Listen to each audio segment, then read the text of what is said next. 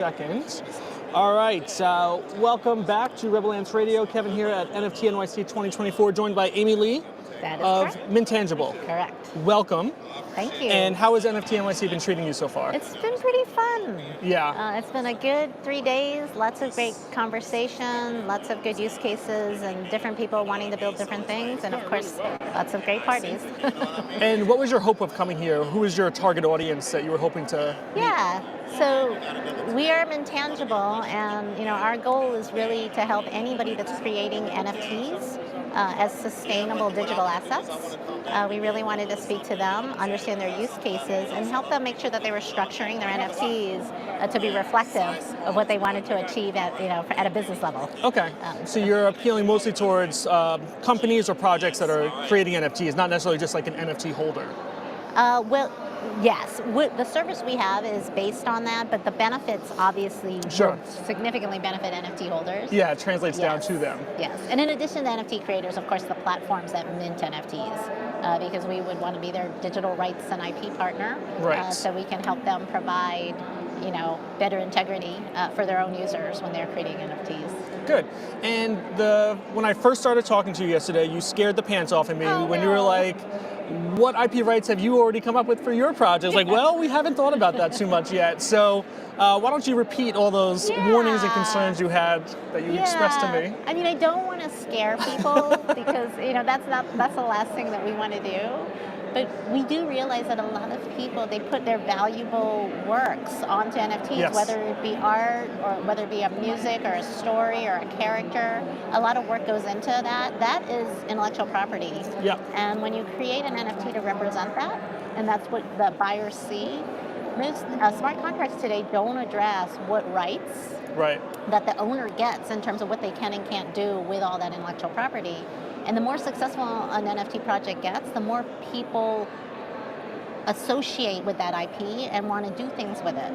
And that's when there's a lot of problems that happen. So I get calls every week from NFT projects that say, hey, this NFT owner is using my art for commercial purposes, or they're putting it into a comic book that has a topic that's not really resonating with my brand. It might have violence in it. Right. And I really didn't intend to do that. So, we're fighting over what is the case. And nobody knows that answer because that NFT is devoid of telling people what rights and restrictions apply to it. So MINTangible is really, our whole mission is to set these digital assets as trusted and transparent with clear rights from the beginning, so that you're attracting the right buyers that are buying it because they know what they can and can't do, protecting the IP and the royalty rights and the retained use of that IP to the project.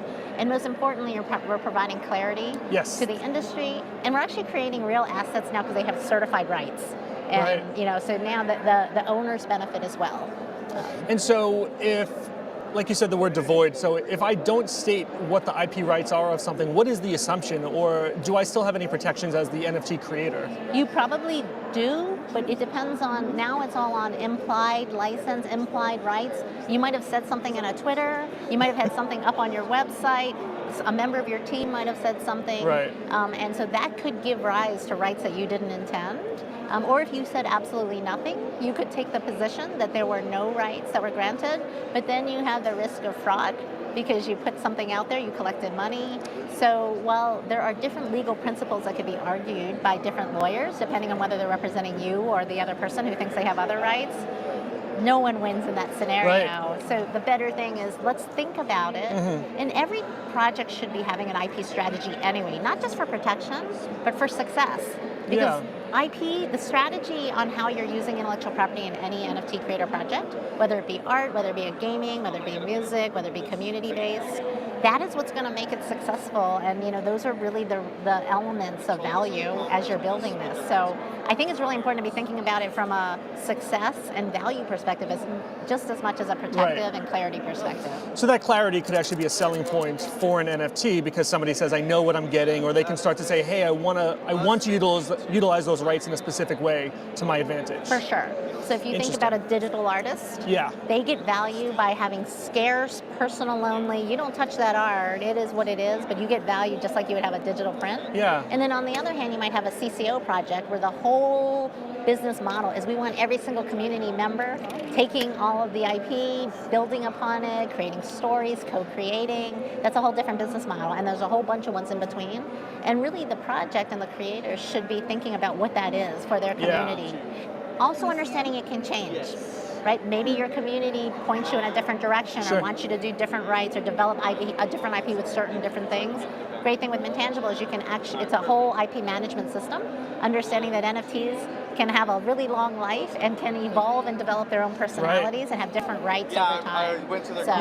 Our product also helps with that. It's not just a static one-time thing. Yeah, I like the idea of being able to change over time, right? Yeah. Because what you come up with on day one may not be where you're at most likely a year later.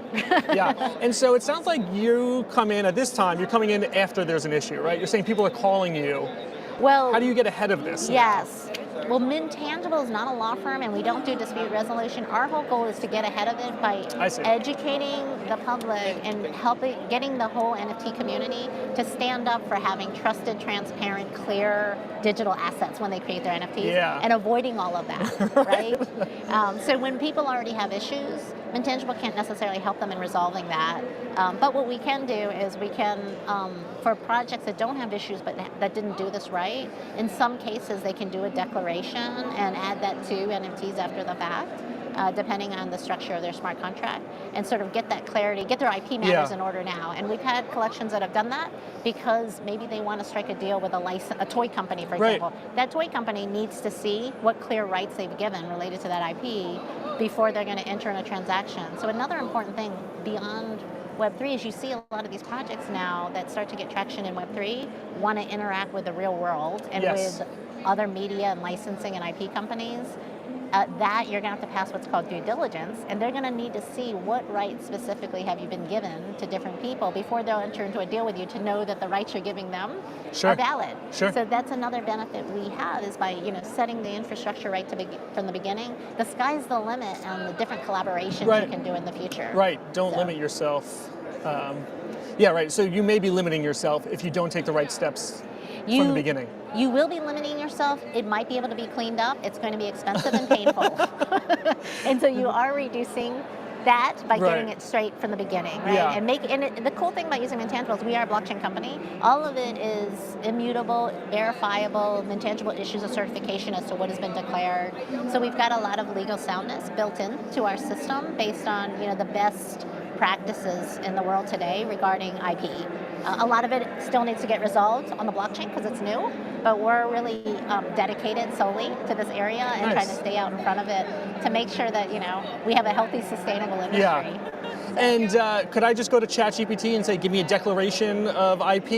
Is it that easy, or we really need to call you and make sure we get this squared away? Well, when you say there are a couple of steps, which are one, what are the rights you want to give in the first place? And that's usually represented by a license agreement.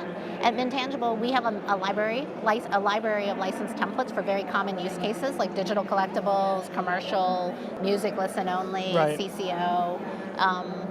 Though you can have ChatGPT create that license, but it's not. It has to merge both IP, understand smart contracts, and understand NFTs, plus your business model. Interesting. So I think the tough thing about that is how do you merge that? Our product is going to have AI built in, so as more and more people are structuring licenses in the NFT space, it gets smarter to know, what are the use cases that are happening and what are more and more people finding success with. So think about us as a domain-specific AI component versus just a general ChatGPT. That makes sense. Are there any misconceptions out there about CCO that maybe people take for granted and they just think something's CCO, I can do whatever I want with it? Is it that clear? Well, if a project properly declares that the IP is CCO, they are making it public domain, and from that point, there is no copyright. The question is, are they properly making that declaration to the point that somebody wants to invest and take the risk of developing that IP? And so what MINTangible does as well is somebody might say, oh, this is CCO in a Twitter space, or again, on their website, which could disappear 2 days from now. So if you're an owner and say you want to put a lot of money into developing a franchise under the, using that IP with CCO, Right. you sure would want to know that that CCO was permanently declared on that. Absolutely. And MINTangible handles that because the project can now declare it and encode it directly to the NFTs, Okay. showing that the NFT creator made that declaration because we have their authenticated wallet making it. And that gets all we certify that that declaration was made properly. So now all the owners can rely on a CCO declaration. Got it. Okay. And for an NFT project that's just starting that might be intimidated by this processing, I don't know where to start. Can you give us, sort of the high-level walkthrough process of how they would work with you and how you would put this agreement into the contract for them? For sure. So, our simplest process is we decouple from the minting. So you go to MINTangible and you create what we call an IP digital stamp. Yep. And that IP has your verified wallet, and then it has your chosen IP structure. So you can pick among our simple structures, which is, I'm an artist, I want digital personal use only. I want to grant commercial rights. I do want to allow people to do derivatives, or I'm going to CCO it. Or you can have a custom license agreement. So many of our customers actually have lawyers that draft their license agreement for them. And if they have valuable IP they're putting on it, most likely they do. So, or you can upload that license agreement. Okay. And then you basically, through our system, we generate an authenticated stamp for you. Then you can go mint your NFT collection anywhere you want. Yeah. You can use Third Web, you can use Manifold, you can use Rarible, right? You can create your own smart contract. And at that point, you just stamp your digital IP stamp into that NFT in the listing description and in the metadata if you have a smart, there are different levels of integration. Right.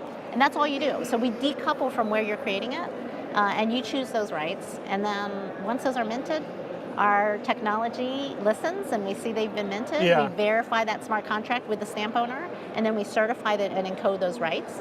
And there's a link right in the NFT where you can access those. It renders to a very user-friendly Etherscan for rights, should I say, and tells the public, what license was declared, who declared it, and a simple TLDR that highlights what you can and can't do. Okay.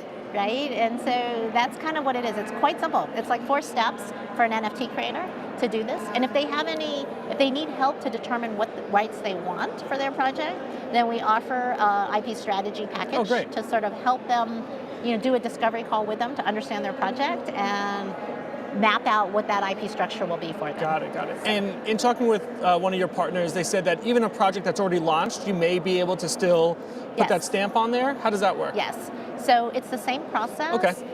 The only thing that would be required is that their metadata needs to be mutable. Okay. And if their metadata is mutable, then it's the same process, and then we insert you can still it access in. it Yes, then. from that point. Good. And we've had quite a few collections want to do that because they wanted to get their IP clarity in order and certified for their owners before going to the next step of their project. Got it. Okay, and then just to understand you and your background, what makes you qualified for this? Why are you interested in this? What's the connection with your history into crypto? Well, I am a corporate and IP lawyer by training, and I've spent my whole career in startups, really on the forefront of the latest opportunities for digital licensing. So I'm going to date myself, but I was really involved in ebooks. Yes. I was involved in mobile when people first started putting apps on mobile phones. I was involved in software as a service before people didn't have any idea what that was. Was it called SaaS back then also? It wasn't called SaaS. Salesforce came out and put no software everywhere to kind of educate what that was. But so when I saw NFTs and really this concept of digital assets, I immediately saw a more inclusive and democratized way to create a licensing vehicle. And it naturally led to a lot of people attaching art and music and film and characters and brand to these NFTs.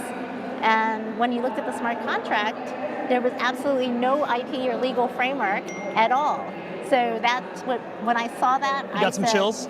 Yeah, and it's neat because Web3 is this brand new space and we have this tremendous opportunity to build out that infrastructure in a way that actually empowers creators and makes it so that they can thrive in this environment as much as enterprise companies. So I found MINTangible really to design that and to really come to the market first starting out in the NFT space and working with different artists and different genres with their use cases. And so that's what we've been doing. That's good. People talk about the wild, wild west of Web3. It sounds like you're trying to help that and protect both the end user and the creator as well. So Yes, the thank you for entire that. industry. The entire The industry. entire because- industry, good.